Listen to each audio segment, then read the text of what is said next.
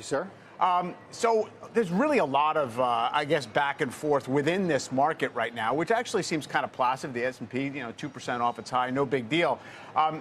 What does earnings season hold for this fundamental story, which I think is really riding pretty high on soft landing confidence? I think this is the point where I'm supposed to tell you it's not about earnings, it's about the guidance. Well, yes. Of course, I'm joking. I actually don't think there's much to this earnings season that I'm concerned with. I mean, normally the answer is it's about the guidance. And obviously in the case of large cap tech, you care about CapEx, you care about margins. There's a lot. I don't mean to dismiss it entirely, but I think the issue right now, of course, is rates and the Federal Reserve. And I don't always feel that way, even as someone who invests and looks at markets from a top-down perspective.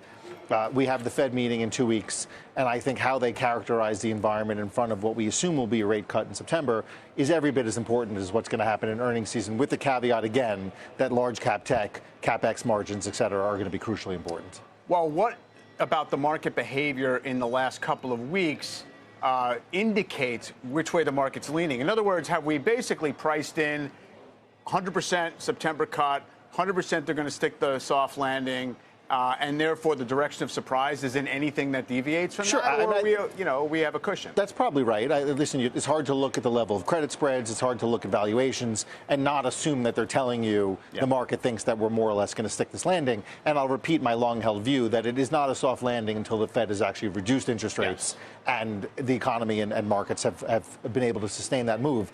But I would also add, you look at the companies that have already reported, and you alluded to it already, that GE is offsetting GM, let's say, and you see that in a number of places. I mean, again, getting back to my original point, I don't think that there's anything particularly to worry about in this particular earnings season. And you've heard from Pulte that, there's a little bit of wobbling in demand, but Lennar told you, D.R. Horton said everything was fine. And Kimberly-Clark said there was some trouble at the lower end, but Coca-Cola was able to raise price and have volume. So you have very much a continuation of the trend that we've seen for the better part of, call it, 6 or 9 months now. And again, my view is I'm not sure anything in this earnings season is going to change that. Earnings season often does have that essentially, kind of offsetting currents, and you have to just wait till the end of it to see how the aggregates come through and what the revisions are and all the rest of it. I do think that when you have a S&P 500 PE pushing 22 times forward, the market always runs ahead of the fundamentals. So it seems as if that has to kind of come in and fill in the blanks a little bit and say, okay, we can check that box off. And presumably we can. Sure. Earnings are running double-digit annual growth right now. What else then, if anything, do you think might disturb things? I mean, if you think that the swing factor now is we need the Fed to do what everyone expects it to do, what's it going to take? Well, on the valuation front, I've been at this for some time now. And I don't recall... As we've established, not quite as long as me. But not quite as long as you, that's right. But listen, do you remember a time in the last 20 years, let's say, when the regular parade of those of us who come on the network regularly were saying the market's a screaming buy? No. Actually, I know, but I remember in the early 2010s, we were at 12, 13, 14 times earnings.